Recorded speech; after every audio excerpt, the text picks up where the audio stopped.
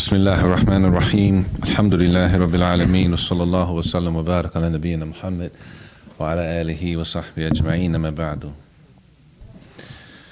طيب, we're going to finish, inshallah, today we're going to finish تفاصل في المفطرات, the things that break the fast. And we started yesterday, it's 12 things that he mentioned that break the fast, that he mentioned together. Then it's another section specifically coming right after that. So real quick, yesterday, and I'll just run through them by number, we stopped and we finished 10. We finished 10 yesterday. Number 1, خروج الدم الحيض والنفاس. If a woman has if she's bleeding from her menses or postpartum bleeding from having a child, from childbirth, that breaks the fast, number 1. Number 2, death. The person dies, then that fast is broken. Number 3, ridda, apostasy.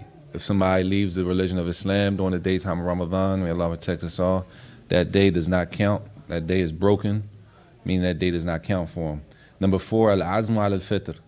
The fact that a person has made up their mind and made their intention to break the fast, even if they didn't eat or drink anything, that the fast is broken based on the intention. They made the intention, they made up their mind, I'm breaking my, they say they're going to break their fast. And now they're looking for a store to stop at and grab something. The fast is broken based on the intention to break the fast. Number 5, at-taraddudu fihi. If a person, their intention is not a firm, solid intention. They're not really sure if they fasting tomorrow or not. Not like we say, you fasting tomorrow? Inshallah, I'm fasting. The intent is to fast. We saying, inshallah, ala barakatillah, right? But if a person really, they don't know if they're going to fast tomorrow. They really undecided for whatever reason. They're undecided if they're going to fast, then that fast is not going to count because of the intention. The intention is not a full, solid intention. Number 6, walqiyu amdan, to intentionally vomit. Intentionally vomiting breaks the fast. Number 7, wal-ihtiqan min ad-dubur. Suppositories. What was the other word? Was the enema. The enema. The medicine that a person takes medicine through the rectum. Like when babies get constipated, you gotta take the baby to the doctor, and they give them that little. It's usually a pill. It don't take long after that. All right? Medicine being taken through the anus breaks the fast. Why? Right. Something outside the body entered the body. And the whole part of fasting is that nothing is to enter the body intentionally. Nothing is to enter the body intentionally. طيب. Number 8, بلع النخامة إذا وصلت إلى الفم. It says to swallow the mucus that wasn't already in the mouth. So you know how sometimes a person, you pull mucus from your chest or could be from your head. It wasn't from the mouth. It's not the saliva originally from the mouth. The saliva originally from the mouth is not an issue, swallowing that. But to pull something that wasn't originally there and then to swallow it, they say that breaks the fast. Yes, and that one, some of the scholars do not agree on that one there, if that breaks the fast or not. Number 9, al-hijama khasa, to get a hijama. The hijama, whether you're the person getting the hijama done or the person doing the hijama, and that is the bloodletting, it's called. When you get the cups, we call it cupping. They get cupped, people get cupped on their back, on their shoulder, and they pull out the blood. Whether you're the person getting it done, if the blood is being drawn from your body, or if somebody asks you to cup them while you're fasting, that both of those people, their fasts are broken. Number 10, inzal al-mani bi takrar an-nadhr.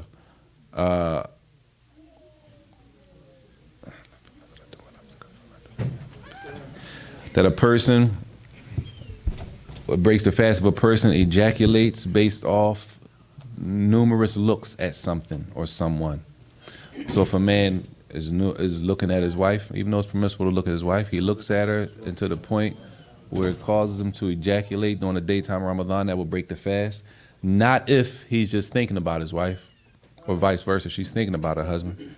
She's just sitting around thinking about him, or is he thinking about her? And if this is the case with the wife, let alone with a girlfriend or a boyfriend or a shorty or whatever name you give them, let alone with them, that is haram. That's haram in the first place. That's not allowed in Islam in the first place. That's a sin by itself. Let alone break the fast on top of that sin. So the fact that a person, we're using the permissible context, that a man is sitting thinking about his wife and it caused him to ejaculate during the daytime during Ramadan, that's not going to break the fast. It doesn't break the fast if a person goes to sleep during the daytime and they have a wet dream. That's not going to break the fast, right? If you're paying attention, none of these things, and the first one he said, well, what does break the fast in this case? If he's looking at his wife and what? If he's looking at his wife and he ejaculates? Are you looking at it in a sense of like arousement? Like you want to have sex with her? Multiple times. It's his wife. He could look at his wife. But it's Ramadan, he's fasting, he looks at it and looking and looking and looking and looking and looking until it calls him to ejaculate. That breaks the fast. Not if he looks at his wife once and ejaculates, which could happen. It could happen. Everybody's different, right? If it were to happen, it wouldn't break the fast. If you look at it one time, that doesn't break the fast. That's out of his control, right? This is right. And the other ones coming after that are out of a person's control. A person thinks about his wife and breaks his fast. Or a person goes to sleep and have a wet dream in the daytime that breaks their fast, right? Those things are not things that are considered to be done with the action of the person, right?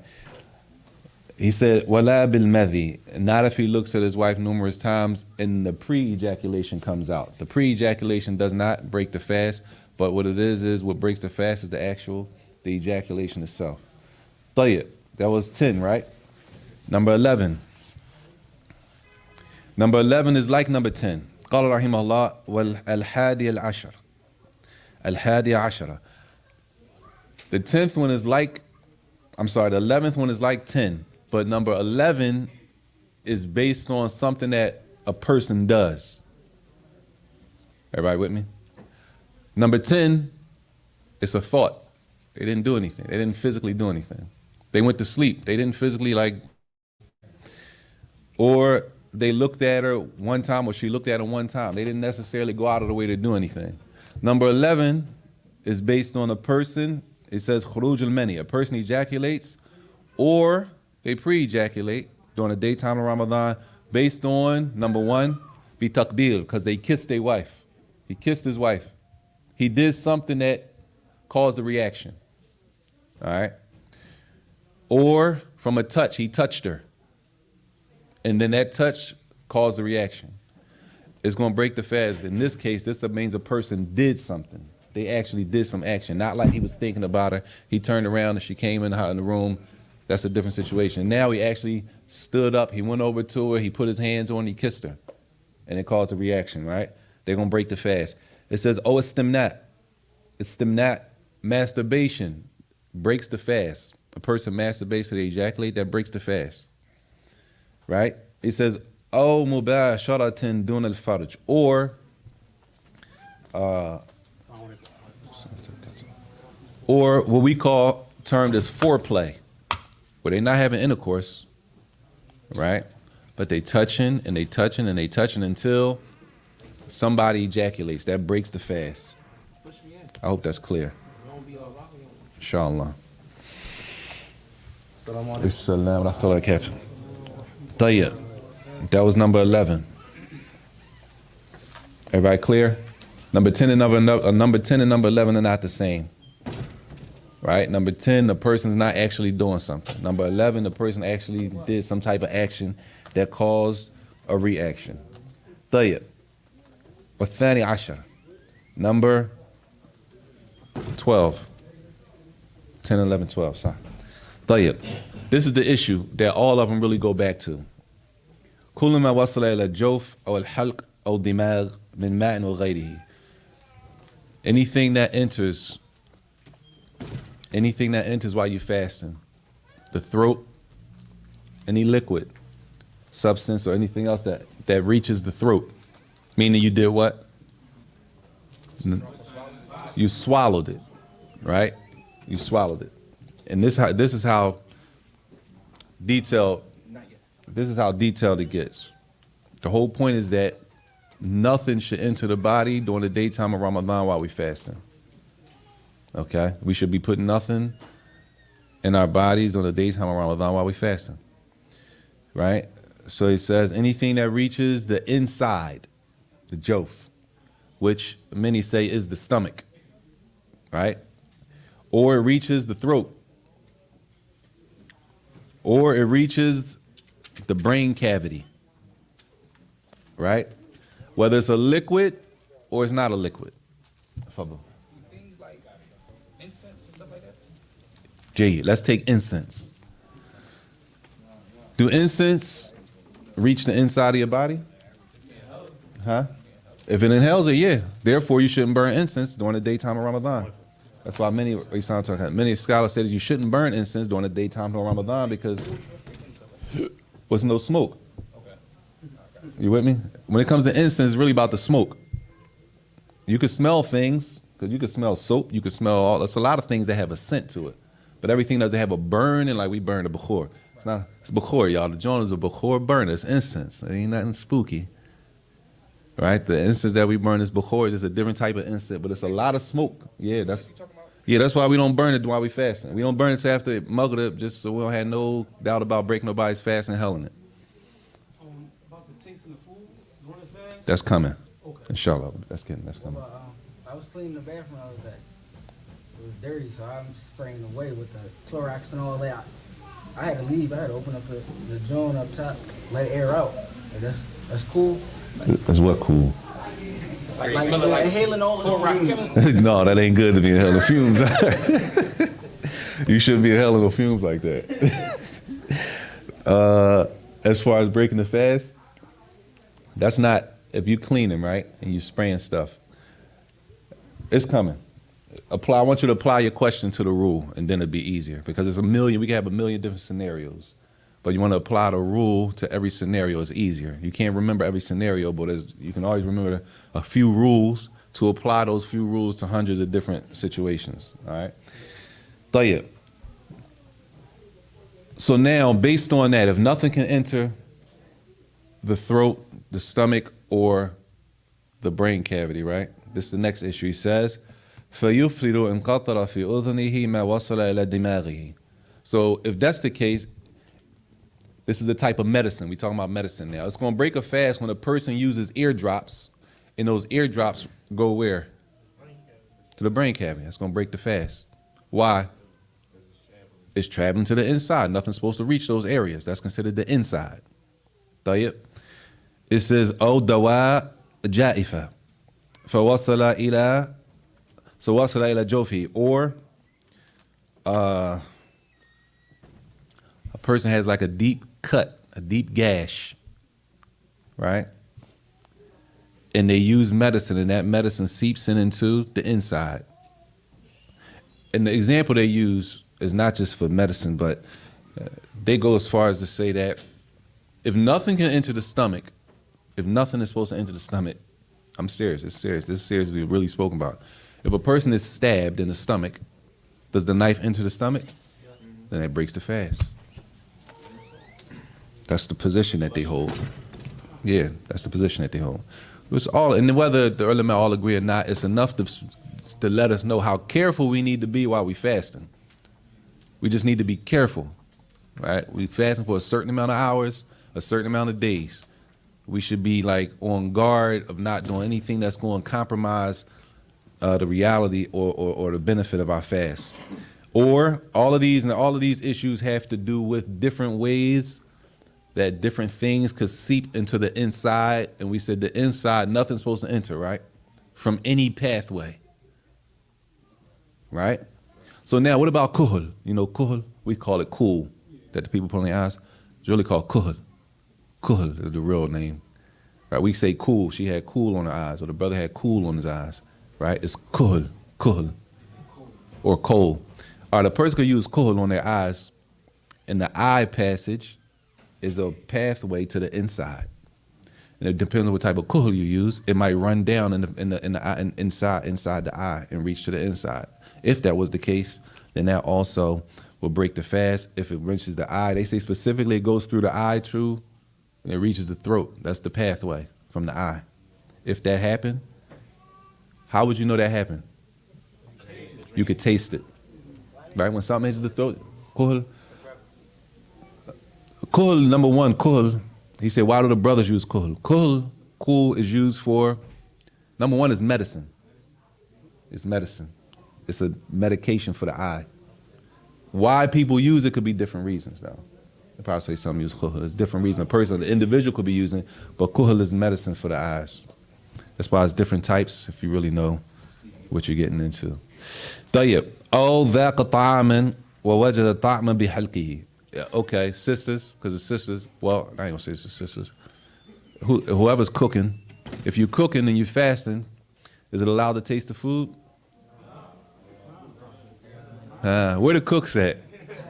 If you're cooking and you fasting, you'll cook. You ain't a cook, Shake.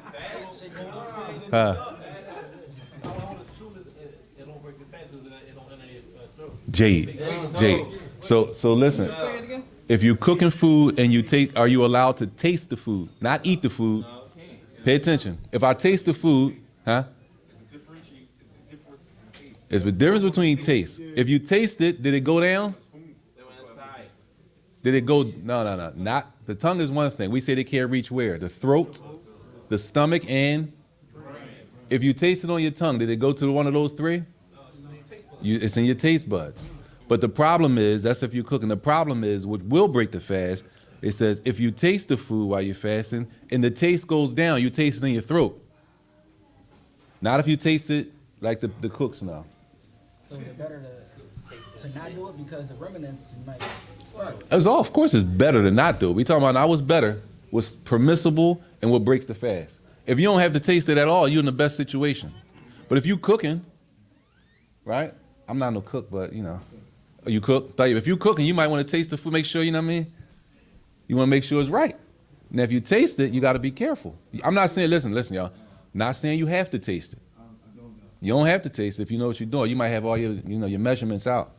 But a person might say, let me taste it, and they fasting, and they might taste it right here, right? It didn't go down to anything. That's one thing.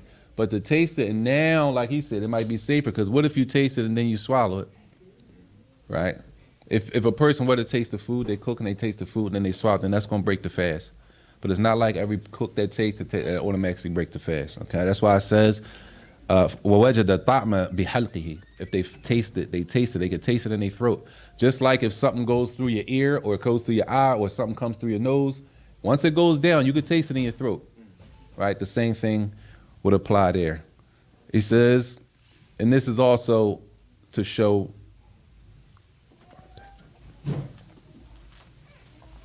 how serious they get about swallowing. It says, if a person has saliva in their mouth.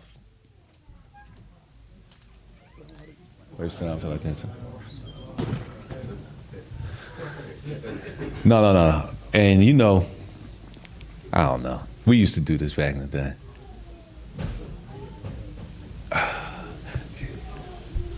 You know how you spit, right? Kids, it's kid stuff. You know how the kids be standing around, they be like spitting and then slurping back up. I'm just saying, Sheikh, that's kid stuff, right? That's kid stuff. But the point they making is it came out of the mouth. Once it's out, it needs to stay out. They say if you slurp, once it comes out, it needs to stay out. That's it. You need to spit it out. But they saying if you pull the saliva back in and swallow it, that's gonna break the fast. Everybody with me? You ever see a kid, they be standing there and they spit and it be like a long drool joint, right? Kid stuff. And then you cut that out. They don't spit it out, they like, and pull the saliva back in. They say once it comes out of your mouth, you gotta do away with it, get rid of it, not to pull it back in. Whether all the scholars agree with that or not, point being is you gotta be careful when we fast and not to do anything that's gonna break the fast. There's a lot of things that we might consider to be small things that could possibly break the fast. Those things these things don't break the fast now. وَلَا يُفْتِرُ. These things don't break the fast. إِنْ فَعَلَ شَيْءٍ مِنْ جَمِيعِ الْمُفَطِّرَاتِ نَاسِيًا أَوْ مُكْرَهًا. If a person does any of those things that we just spoke about, right?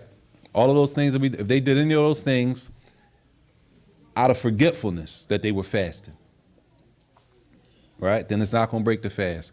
Or if they did any of those things that we already spoke about, how many of them was it? 12. Any of those 12 things, and they were forced to do something. Somebody forces them to do it, then it's not going to break the fast. And if it doesn't break the fast, then that means what? Huh? It counts. And if it counts, you don't have to make the day up. Assuming a person was forced to do one of them 12 things. Or a person did one of those 12 things and they forgot they were fasting. Then they don't have to make the day up. That don't mean that that means when you remember, if you were doing one of those 12, when you remember, you should do what? Stop.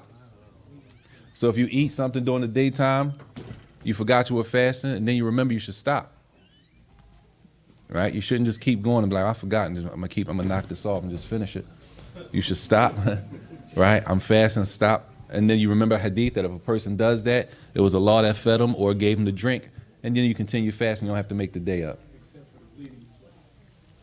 Except for the bleeding, yeah, 'cause you can't forget. What do you mean, except for the bleeding?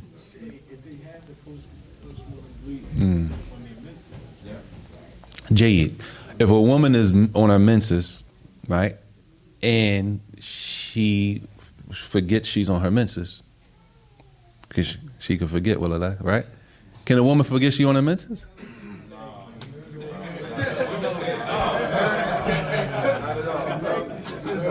That was only one sister, man. Is that agreed on by the sisters?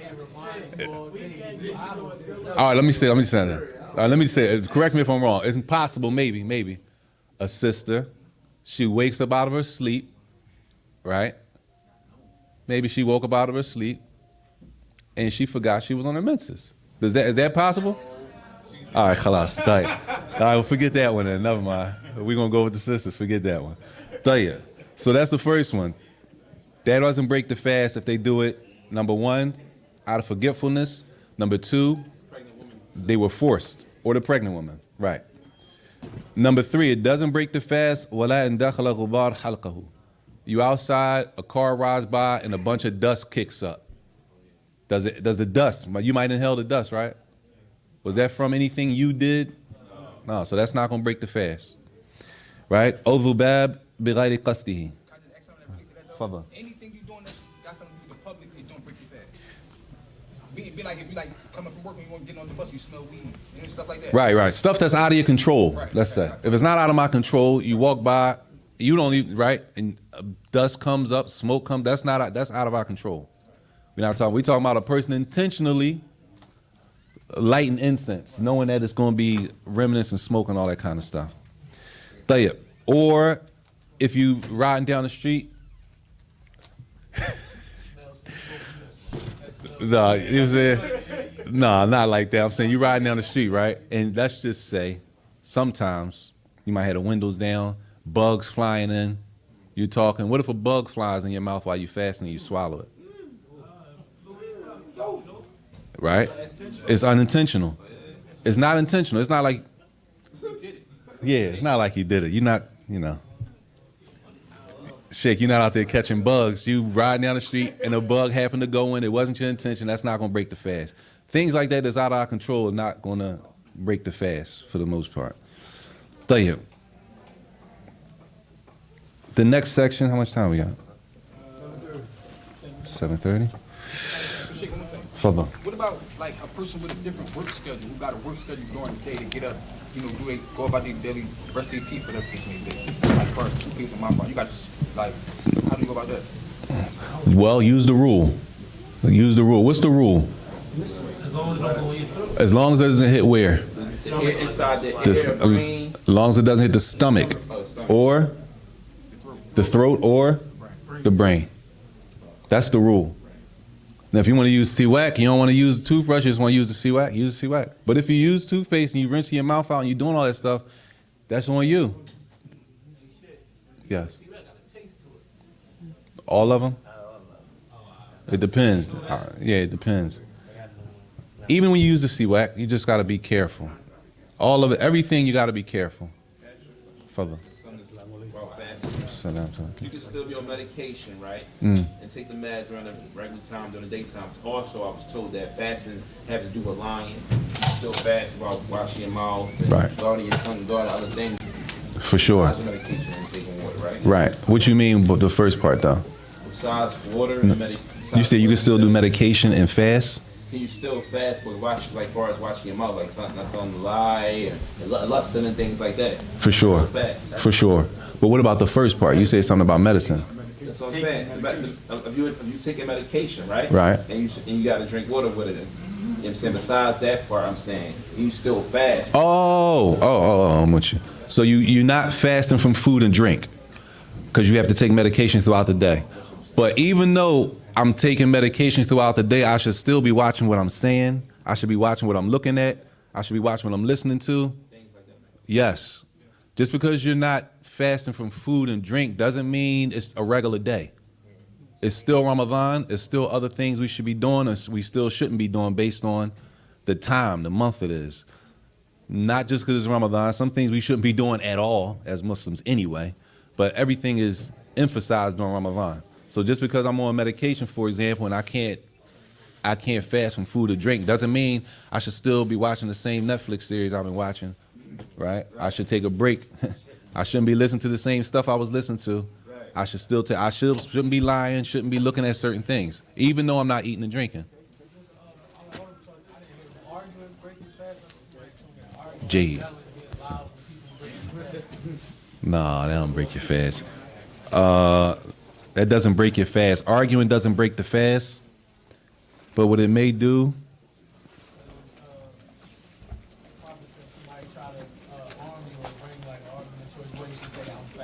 No doubt. Arguing, cursing doesn't necessarily invalidate the fast, even though the Muslims shouldn't be cursing anyway. If we don't know, y'all. Sisters, can y'all hear me? Can the brothers hear me? Muslims shouldn't be cursing and stuff like that. We're supposed to watch our mouths. We're supposed to have like clean presentation all the time, inside Ramadan, when we fast and when we not fasting.